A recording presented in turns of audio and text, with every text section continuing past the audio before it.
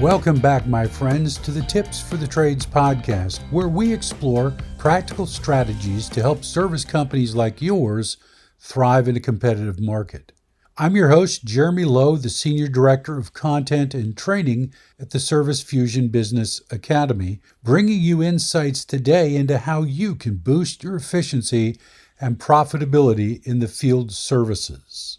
I'm excited to have on the show today Tom Peregrino, who is the Vice President of Member Services and Operations at Service Nation. Now, why I'm so excited about this is I've been a fan of this group since it was known only by the moniker Service Roundtable when it was founded over 20 years ago. And I've recommended it to countless contractors I've had in my training classes or dealt with in consultations as a powerful tool to help them take their businesses to the next level. And let me tell you, folks, the stories abound of contractors who have springboarded off this best practice group to be able to sell their businesses for millions of dollars. One of the quickest ways to grow your business and increase brand recognition, profitability, customer loyalty, and overall customer satisfaction is to emulate what the most successful companies in the industry are doing. I mean, you really shouldn't have to reinvent the wheel, right? If other companies have already found a better way of doing something, why not try it in your organization? Grow by learning from more successful competitors.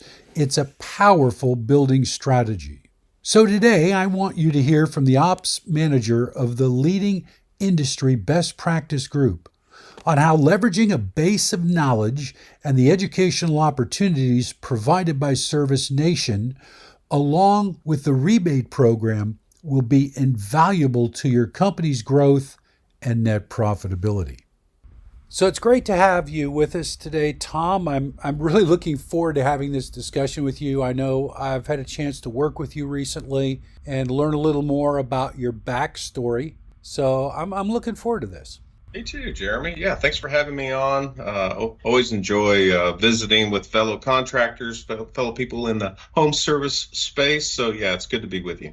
Yeah, now, when we sat and talked a few weeks ago, you gave me the story of how you came into this industry. I thought it was kind of interesting because the majority of us that came into the industry were either born into it, the family had a business, or we came into it from a service truck or an installation truck, but you had a totally different approach. Tell us your story, your backstory. I'd be happy to. Yeah, it is different. It's not the normal path getting into, in my particular case, the HVAC space. In my particular case, I was working in the banking industry. I was an assistant manager at a bank inside of a Walmart. This is back in 94 or 95. So I was at the bank and I found out that our second child was going to be coming soon. Little Hannah was going to be born in short order. And, Jeremy, children are expensive. Yeah, tell me about it. They're little miracles walking around the earth, but they are expensive. And I told my wife one day, I said, I need to make more money. I need to figure out a way to make more money. I think at that time I was making a whopping $26,000 a year. So back in the day, I opened up the classified ad section, and in the help wanted part, there was an ad for what we call a comfort consultant. I forgot the exact title back then, but it was basically they were looking to hire an HVAC sales rep. And I was looking at the ad and I'm like, man, this sounds too good to be true. You can make up to $75,000 a year, which again, back in 95, that's a lot of money. That was a lot of money. Yeah, and especially when I was making $26,000 a year, I was like, okay, all right, what's the catch here? Because it says no experience necessary. We'll train you. We'll pay you while we train you. You get all these benefits. And I'm like, well, I'm going to check it out. And so I applied for the position. I got the position. And so as a banker, now keep in mind, I wasn't like a big time corporate hotshot banker. I was an assistant manager at a Walmart bank. And within 12 months, I doubled my income. Wow. Doubled my income, and it changed my life. Jeremy, I didn't know anything about HVAC.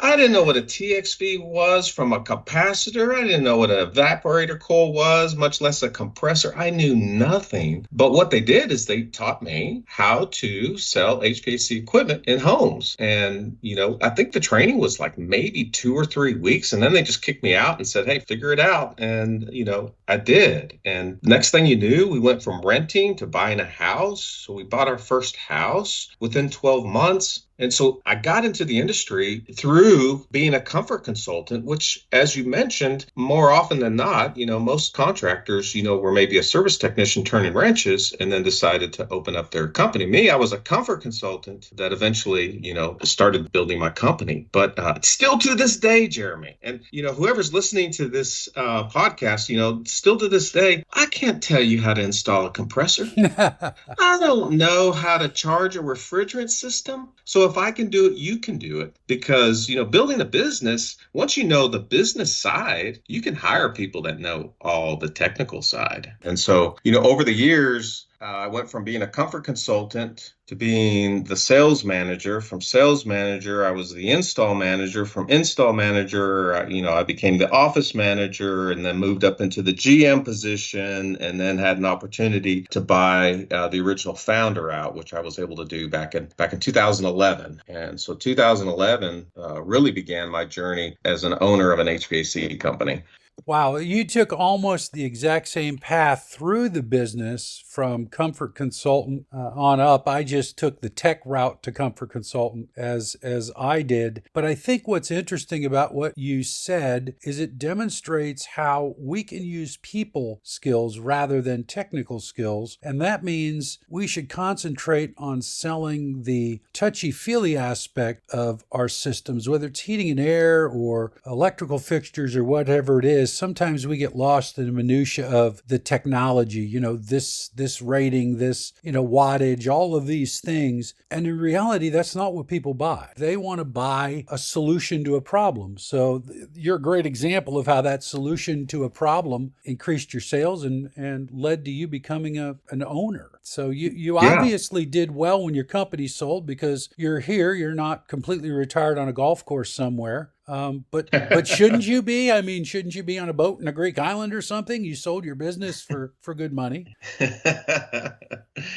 Yes, well, in my particular case, I'm not wired to do the typical retirement. I'm just not wired that way, and I blame Service Nation for part of that problem. And the reason why I say that is, in 2011, when I bought my partner out. At that time, I owned 10%. I had a minority share in the company, so I fully bought out the original founder, my partner, and then became the principal owner of Daffin Cooling and Heating. And then so from 11 to 2015, I did everything I possibly could to rebuild the company. In my particular case, the state of the company, it required it to be rebuilt, transformed because of the condition it was in. So, man, I worked my butt off for the first 5 years doing all I could. And then I knew, man, I don't know what else to do. I'm still running into roadblocks. I'm still hitting my head against the wall. And I started hearing about these best practice groups, these industry consultants that were out there. And Service Nation was one of them. And so, in short order, I decided to pull the trigger and sign up for Service Nation. And in 2016, man, if I could graph out my growth rate, profitability, all those KPIs, we measure high-performing contractors. I mean, you could see what happened from 2011 to 2016, and then all of a sudden, bam, we took off. And I can't give myself any of the credit. I gotta give it to Service Nation and everything that you get as part of Service Nation. And so because I got so much from Service Nation, I started giving back. And so all the people that poured into me over the years, from my mentors to my fellow contractors, I started doing the same thing, helping those that were early on their journey like I was. I started helping them more and more and more. And so I went from being in love of operating an HVAC contracting business to being in love with helping other contractors, which is being a coach, being a mentor. And so as I did more and more of that, And the company allowed me to do that because at that point in time, my minority partner was operating the company on my behalf. I just said, man, this is what I want to do. Every day I want to wake up and help other contractors. That's what I want to do. I got HVAC contracting figured out. I just want to help contractors. And so there was a lot that goes into, executing the sale. In my particular case, I sold the company to my partner. There's a lot that goes into that. It went very, very well because we put a lot of work into it ahead of time. Potential exit strategies was always part of our annual success planning. And so if I decided to pull the trigger, we already had the game plan mapped out. That was one of the things that, my mentors and coaches had advised me on. And so I had that already set up. As we wrapped up 2020, I went to my partner and I said, hey, listen, man, I've done HVAC every day, and you seem to be doing a great job running the operations. You're 9 years younger than me. I want you to have some skin on the wall. I want you to have some trophies. I've got my trophies. What I want to do every single day is help contractors. So take over the company. I'll move on. And that's what we executed on. We wrapped that up at the end of 2021. And then I was just going to go out on my own. And I guess Providence chose otherwise because instead of going on my own, doing coaching and consulting, I had an opportunity to join Service Nation. Here, that's why I'm here. Yeah, and I can tell you personally because, I came into coaching and consulting 24 or 25 plus years ago. There's a real adrenaline rush in helping people achieve their goals, especially if you've been able to be successful. So I get that. But what I think is interesting in your case, Tom, is you weren't in Dallas. You weren't in an 8 million people population center. I know where you were because I've been out there to go fishing. You were in little Granbury, Texas, which Yes. I don't know what the population is out there. Do you have any idea what the population was out there approximately? Well, the city is small enough that we don't even think, when it came to marketing, we didn't even consider the marketing to the city. We had to take the whole county into account for the population. And the county that Granbury resides in, Hood County, is about 80,000.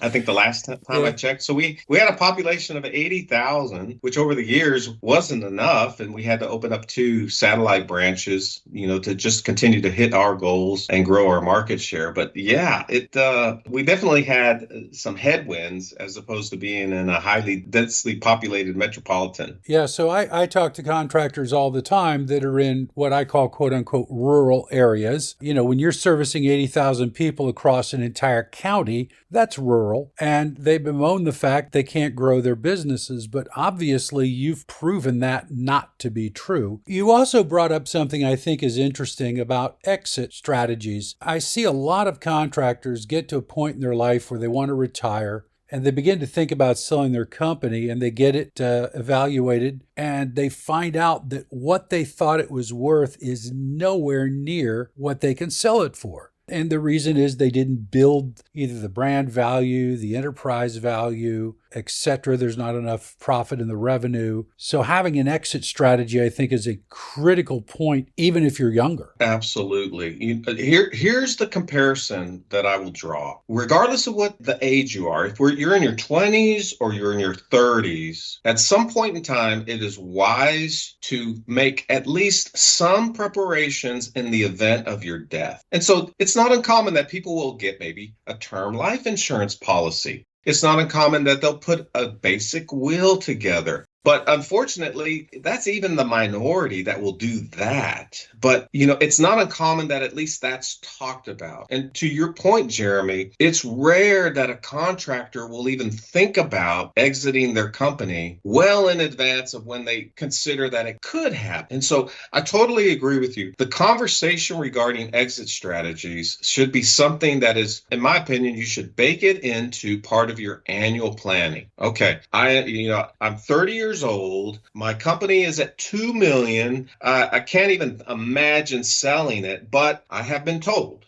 This is the beauty of Service Nation. I've been told by my advisors, by my mentors, by my coaches that at least make a little step in preparation. Hypothetically, what could you do to possibly tweak and modify and improve your company if you were to sell it maybe in 2 to 3 years, as opposed to realistically, it may be 20 years. And because I took the advice of Service Nation regarding baking that into my annual success planning, over the course of time, we actually had 5 paths of how I would operate the company long term. It was a combination of me actively running it, me having a GM, which is one of the paths I executed on back in 2020, or would we bring somebody in to operate it instead of my partner being the GM? So we had that contingency plan. What if I sold it? If I sold it to my partner, what would that look like? Okay, what if we sold it to, another local HVAC company? What if we sold it to a private equity company? So when you have a natural rhythm in your annual planning of at least talking about it, what ends up happening, and it happened to me, which is why they told me to do it, is you begin running your business a little bit better every year because you begin thinking, you know what? Why not make sure it's running this way just in case I do decide sooner than later. And sure enough, the value of your company just naturally grows. The profitability gets better and better. And so, I would argue back in 2020 or maybe 2019, I wasn't even thinking about selling the company. But again, as I just saw that the next chapter of my career was more coaching and training, I'm like, man, I want to focus on that. So I've already done the hard work. Thank goodness I put the hard work in and considering and mapping out different exit strategies. Okay, let's pull this plan off the shelf and execute on it, so to speak, which is what we did. Yeah, I think that's very, very important because the whole reason you go into business, not just to make money, but to build net wealth. And you can't do that if you don't have a target in mind with what you want. If you get to a point after 20 years, perhaps, that you want to sell the business, or like you said, in a contingency of an emergency sale, something were to happen to you and the business had to be sold, what's left for the family? So, that's an important thing. And that's something that I know Service Nation helps with. But I sat in a class not too long ago, and I heard you tell a story about your brand and how you made a change in your brand and the recommendations made and your resistance to that change. Can you tell that story again? Jeremy, it's embarrassing, but I'll go ahead and tell you because it just shows you how hard-headed I am. And You're not the only one, Tom. I think a lot of us are if you ask hard-headed. my wife, she'll still tell you I'm hard-headed. But okay, all right. So here's the thing. So, my coaches had been telling me for a long time that I needed to make a major improvement in my branding and how I looked out in the market, from the van wraps to the logo to my mascot to the slogan.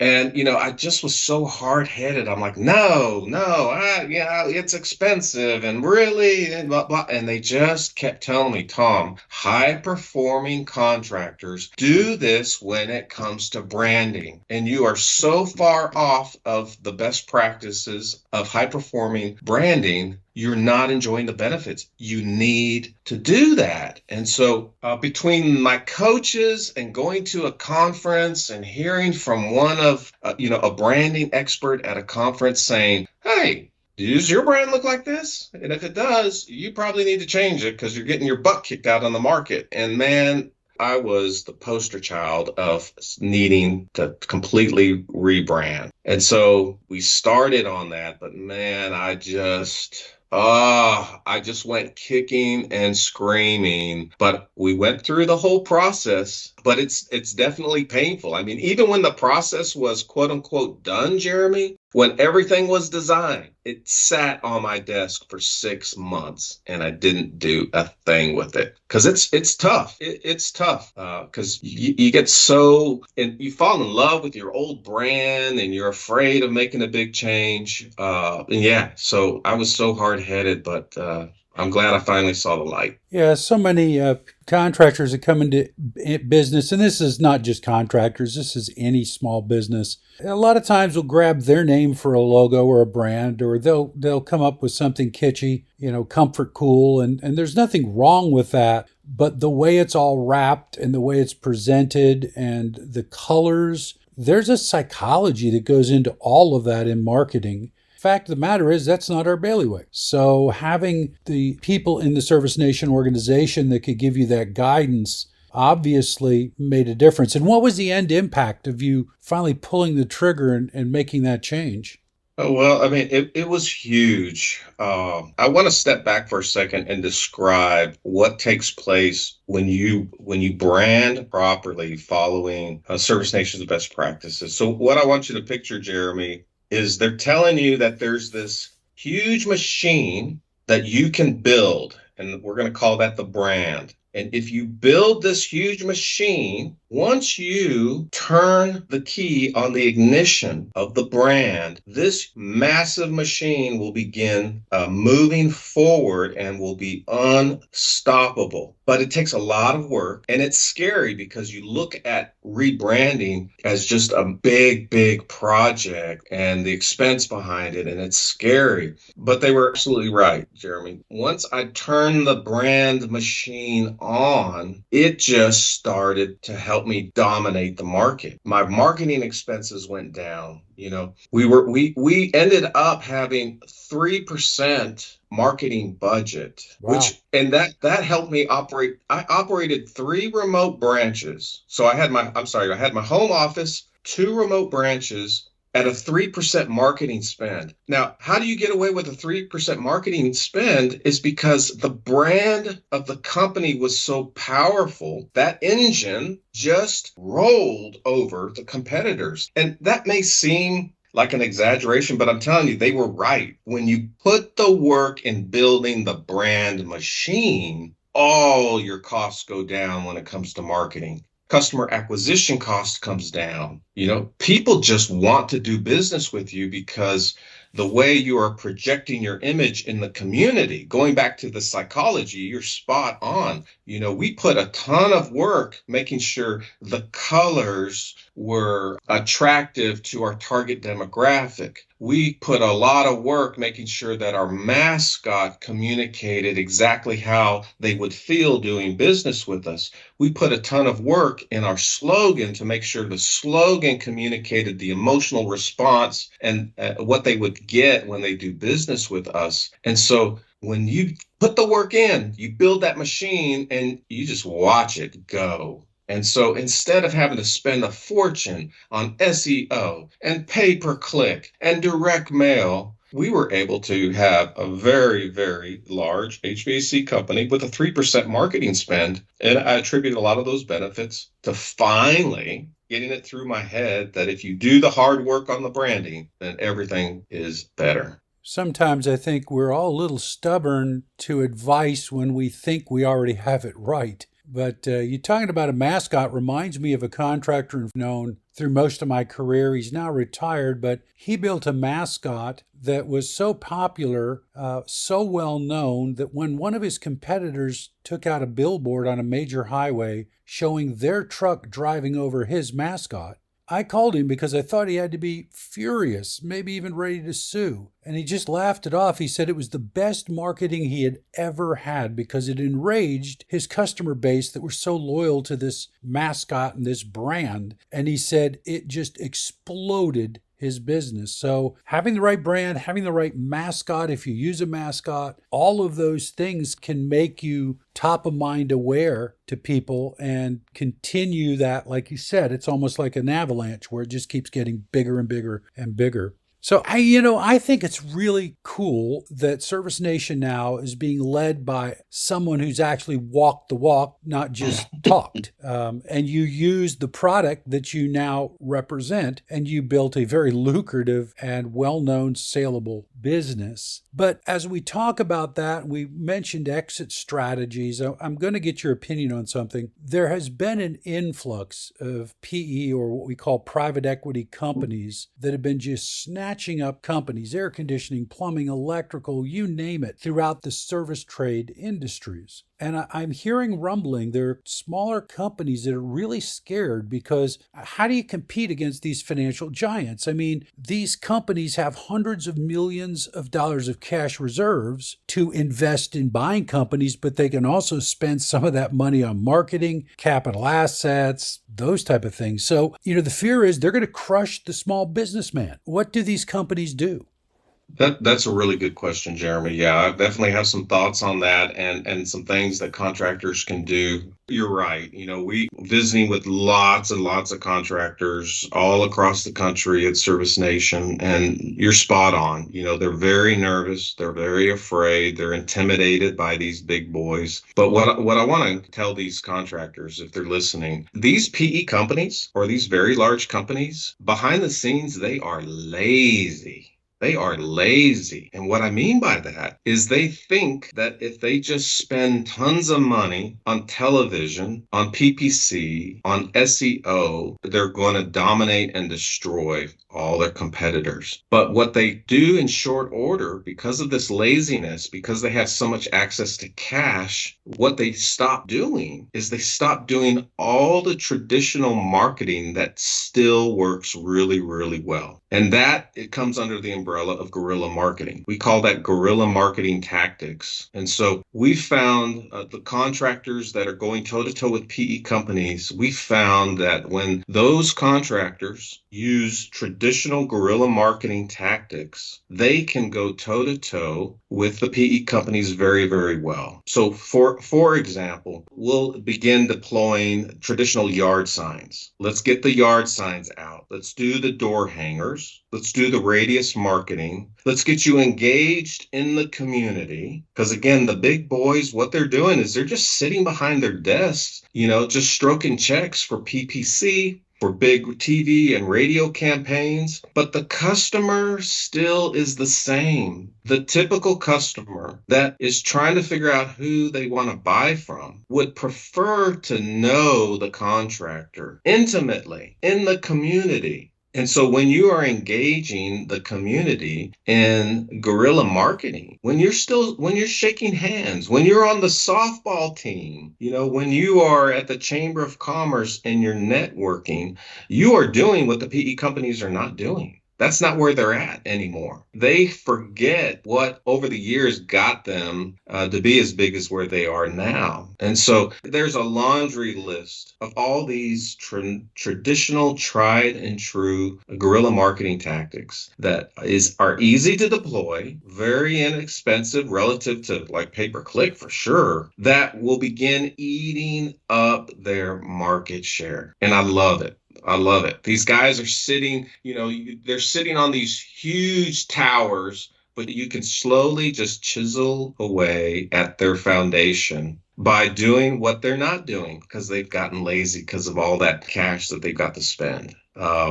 We did that, before I sold, you'd mentioned that we're out in Podunk, Granbury, which you're absolutely right, but we were still close enough to the Dallas-Fort Worth market that we were constantly getting hammered by all the radio ads from the big boys in the Dallas-Fort Worth area. The cable TV commercials were always the big boys, in Granbury. So what we did is we just engaged in the community and did guerrilla marketing tactics where the community said, no, we don't want to do business with those big guys out in Dallas-Fort Worth. We like a hometown company. We know them. We see them. We see them in the community.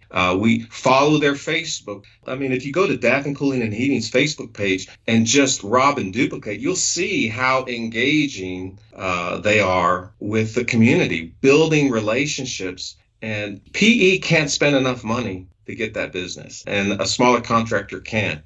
The second thing that makes it easier for a smaller contractor to compete is part of the benefits, if they're a member of Service Nation, is they're able to leverage the buying power that we've helped create over the last 22 years. Being able to provide over 100 preferred partners that they can purchase from gives them the ability to buy as if they were a big contractor. So from marketing using guerrilla marketing tactics and eating up those lazy PE's market shares, so you can do that. And also you can buy as if you were a larger contractor because we've got the buying power when you're a member of Service Nation. So those two things, if a contractor goes all in on, they really don't have a lot to worry about. They're going to thrive and do well.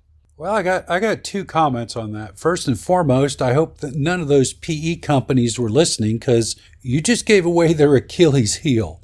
But, seriously, it doesn't matter. There is so much business out there to be had. But when you talk about guerrilla marketing, I remember the first time I read that book by J. Conrad Levinson on guerrilla marketing. And the thing about guerrilla marketing is there are so many different tactics you can do. The key here is knowing what tactics work for what demographic and for what trades. And I think that's what the mentors in Service Nation can help us understand is, one of the guerrilla marketing tactics is handwritten letters. Well, that may not work for the millennial generation, and it may not be cost effective for an electrician or a plumber or a garage door company or air conditioning company. So very interesting point is not only using guerrilla marketing, but knowing what to use out of that concept. Before we wrap up, Tom, and it's been a very interesting discussion, give us a little more information on who Service Nation is and what it offers as business owners. I know you talked about the rebate, but there's got to be more to it. Give us a more holistic overview of Service Nation. That's a good question. So in the space we're in, whether you call it the best practice space or the home service consulting space, in terms of what we're like the Amazon when it comes to similar organizations. So, I mean, there are some that have very limited services in our space. There's some that, have a little bit more. Over the last 22 years, what we've been able to curate and put together for our members is basically, I mean, it's like dealing with a giant Amazon in the good sense. And so that's the reason why we have the tagline of Total Contractors Solutions. So when a contractor joins Service Nation, we're going to meet all their needs. And so I had mentioned the buying power. So when a contractor joins Service Nation, they have access to far better buying power. And it's no surprise that for many, many, many of our members that in short order, their membership dues or their fees are quickly paid for by the cash back that they're getting from leveraging our buying power. That's the no-brainer part. Whoa. Wait a minute. You're telling me that Service Nation pays me as a contractor back? I know I just want to make sure I heard you say that. Yeah, you're reminding me of how I took it back in 2016 when I joined Service Nation. I'm like, well, come on. You're telling me that the money I'm going to get back from purchasing the stuff that I already need, like from Home Depot and from HD Supply and from Lennox and from White Rogers and all this stuff, the cash I'm going to get back is going to I'm going to get way more than what the cost is of joining the group. And it's absolutely true. That's a perpetual self-growth machine, because if I join a group, I get paid. And at some point, it's paying my fees, but it's also helping me grow my business, which means I'm buying more material, which means I'm getting more rebates. Yeah, wow. That's why we called it a no-brainer behind the scenes. We're like, man, when they really see how this works, it's a no-brainer. I mean, you still negotiate like you would normally negotiate with these vendors, and then you just get additional cash back, and it just grows quarter to quarter to quarter to quarter. It's very substantial. And then next thing you know, you're not even thinking about what it quote unquote costs to be a member of Service Nation. I mean, it's other income on your profit and loss statement. You're like, man, this is sweet. I get a check every quarter from the stuff that I'm doing to build my business. So that's all of our members really enjoy that. The other thing that we provide is a massive amount of networking. The word networking is thrown around all the time, but basically what we've been able to build over 22 years is a huge community of fellow home service contractors that you begin interacting with. And depending upon your membership level, you can interact with them online, or you can interact with them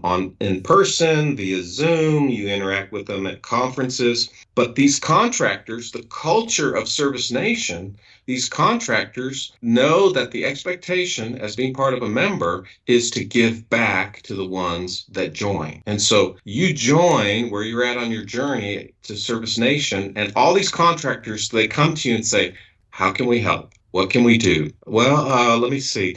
I need this job description. Boom, here it is. I was trying to figure out how to go from hourly to a hybrid perform. Boom, this is how you do it. So the community of contractors that you get surrounded by, you're no longer alone. You're no longer alone on this journey. You've got contractors that are 2, 3, 4, 10 times your size that are stopping and saying, how can I help you? That's so that's odd.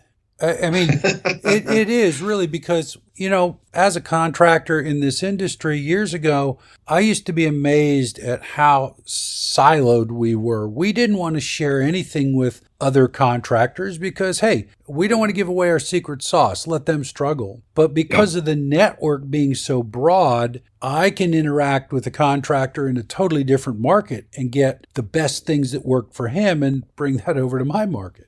Absolutely. There's a membership level we have called Alliance, I was a member of the Alliance for the majority of my time at Service Nation.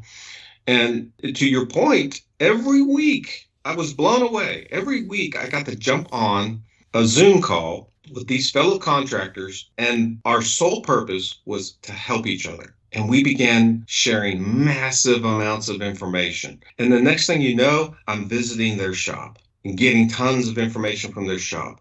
They're visiting my shop. And then we're going to these conferences, and I'm seen at their conferences. Over the 7 years I was part of as a member of Service Nation, 6, 7 years, I mean, these guys became some of my closest friends, that I still hang out with every day. That was another reason why, when I had an opportunity to join Service Nation, I'm like, man, this is great. I can continue to hang out with my buddies. Now I'm just doing it on this side of the fence, so to speak. So that community of non-competing contractors, to your point, is so helpful. And then, if you further want to drive the results and accelerate achieving your goals, we've got an army of coaches, individual coaches that are available. I think at this point we have like 35 plus or minus coaches that are all contractors. So they've been where you've been. They all have their specific areas of expertise.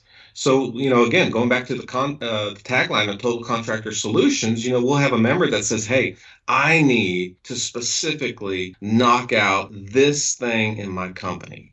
And it doesn't matter what it is. I need to get my inventory knocked out. And so, boom, we look at our coach, our coaches roster, who has that area of expertise. We match them up, and they knock that out. And then they're like, okay, I need to work on this. So you have a community, and then within the community, you have all these individual coaches that are just ready to just jump in and help you on a one-on-one individual basis. And they're not teaching you theory, they're teaching you exactly how to do it, because that's what they did. And we know it's worked because it's tried and true. And then they have, they've got proof on how successful they were when they were doing it at their company. And then, and then you got all the education, Jeremy. I mean, online education, webinars, live training, not to mention the conferences. Every 6 months we have these huge conferences that we put on where you get together with these guys, you hear the latest and greatest of what's happening in the industry.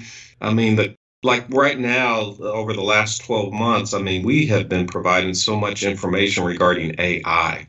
And, we're constantly working with our members to say, okay, what are you currently doing with AI? What vendors are you currently using? How's that working? And then we just give it back to the contractors. Hey, here's the latest that's going on with AI. Try this vendor here. This is what working. And so that really, the amount of education that we're providing is not only huge, but it's also very fresh and relevant in this ever-changing industry in the home service space. Yeah.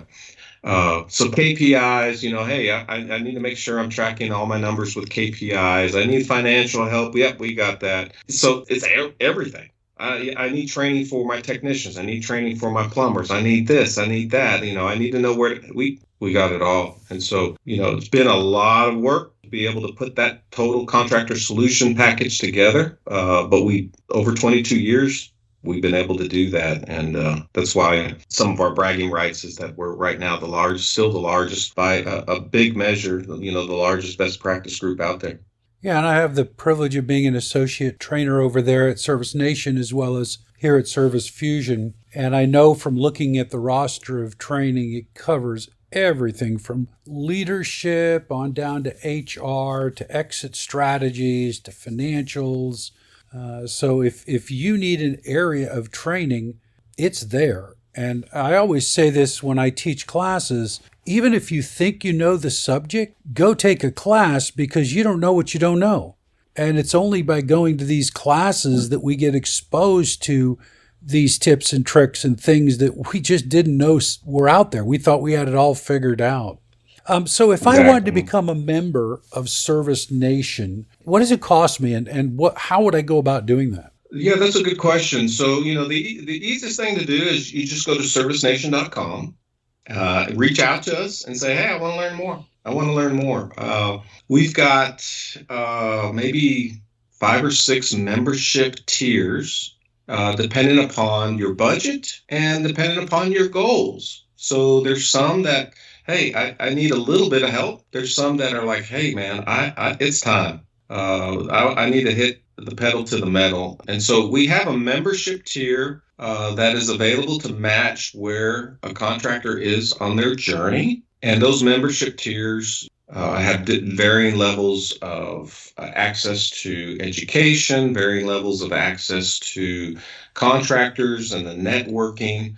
And so by having kind of good, better, best, so to speak, having multiple membership tiers, there's usually a spot that seems to make sense for a contractor, when they take a look at all the different options that are available. And so some will join in like on our basic membership tier. That's a roundtable membership. That's our basic tier. That's $99 a month. So $99 a month, you can start leveraging our buying power. And then in short order, like I had mentioned before, it just starts paying for itself because you're getting cash back to cover the $99. So you quickly see that start happening and you start engaging in the community. And then let's say you started there and you're like, hey, I need more. Hey, okay, let's move you up from roundtable. Let's move you to advanced membership. And then from advanced membership over time, if you want to move to coalition, you can do that. And then we've got the alliance, then we've got Pinnacle. So yeah, there's membership tiers that you can graduate or upgrade to, or again, if you're ready to hit the pedal to the metal, you can just jump into some of our higher tiers for all the benefits. Yeah, I like to put that in perspective. $99, to some contractors, that might sound like a lot of money. But if you went out 5 days a week while you're working, forget the weekends, just 5 days a week and bought a small Starbucks coffee to fuel your caffeine needs, you'd spend $99 in a heartbeat. In this case, you spend $99 and you fuel your profit needs, which can pay for bigger Starbucks coffee. So it's kind of a no-brainer. Well, Tom, I appreciate you taking the time. We've discussed a lot. There's a lot here to unpack. Do you have any final words of advice for contractors that are looking to make their businesses just easier to run? Well, I mean, of course, it goes without saying, they need to be part of some type of best practice group. Even if they start out super small and join a local association, that's better than nothing. At this point in time, operating a home service business, is very, very complex. You alluded to, some of the big competitors that are out there. And, I really, really hate for contractors to try to do it by themselves alone. They need to be part of some type of group that can help them along the way. And then the second thing is, just to encourage contractors that are out there, once you join some type of group, you want to just go all in. It's like learning how to operate a successful business is like learning a new language. You can try to learn, let's say if you try to learn Spanish, yes, you could turn the TV on and try to listen to a Spanish station, or you could download an app. But what I try to encourage contractors to do is, just go all in some type of group, whether it's Service Nation or whomever, and immerse yourself in learning the language of operating a successful business. It's a different language. It's not technical like you grew up with. Like we talked about early on this call, most of the time these guys are technically proficient, but to operate a business, you need to be proficient in a different way. And so you have to learn that language, the language of operating a business. And so the more and more you immerse yourself, you go all in, you surround yourself with contractors that have been there, then the more successful you're going to be. It just happens. Great advice. Listen, folks, you can be a member of a lot of different organizations and pay a fee or a due, and then, a few months down the road say, this isn't working, I'm not getting anything out of it. But in almost every case, it's because you didn't invest anything into using it. I can't tell you the number of software programs I have on my phone that I paid money for because, hey, this is a great tool, I'm going to use it. And then I never take the time to learn it. It doesn't become muscle memory to where I go to it all the time. And it was just spent, it was spilled milk, spent expense. So if you're going to become a member of a best practices group, to Tom's advice, lean into it, utilize it, leverage it, become enmeshed in it. And you're going to find it makes a huge difference. And as I travel the country and talk to contractors that are part of the Service Nation network, I'm amazed at some of the stories I hear about the monumental changes they were able to bring about their organization, not only in profit, but in just making it easier to run. And that's one thing about the service trades. It's a stressful business. Well, hey, Tom, thanks again for taking the time. I know you're very busy, and I'd love to have you back again. I think next time what I'd love to hear is your take on how to build a better brand. I think that's a very important subject, so look forward to that in the future. Yeah, we'll be happy to visit with you again, Jeremy. Thanks. I enjoyed it. So until next time, this is Jeremy with Service Fusion and Service Fusion's Business Academy and an associate trainer at Service Nation as well. And I encourage you to look at our award-winning workflow management software, Service Fusion, designed to make your company easier to manage and help your profits grow. Used by over 8,000 companies today, come see why Service Fusion is making waves in the software industry. Also, make sure you visit Service Nation's website at servicenation.com and learn more about the premier best practices and training group in the industry, leveraging over $1 billion in purchasing power to give you rebates on the things you already use and help you build a business to dominate your market. So stay tuned for our next podcast where we're going to learn a little bit about how to stop being a micromanager and instead become a macro manager. Well, what is a macro manager, you ask, and why do I need to become one? Great question. I guess you're just going to have to tune in to our next podcast to find the answers, right? So now, go out there and build something great. This is your trade, your business, and your legacy, so make it count. Remember, my friends, in the trades, every small improvement you make adds up to big results. So until next time, keep it growing, keep it efficient, keep it profitable, and keep making your business the best it can be. This is your Tips for the Trades, signing off.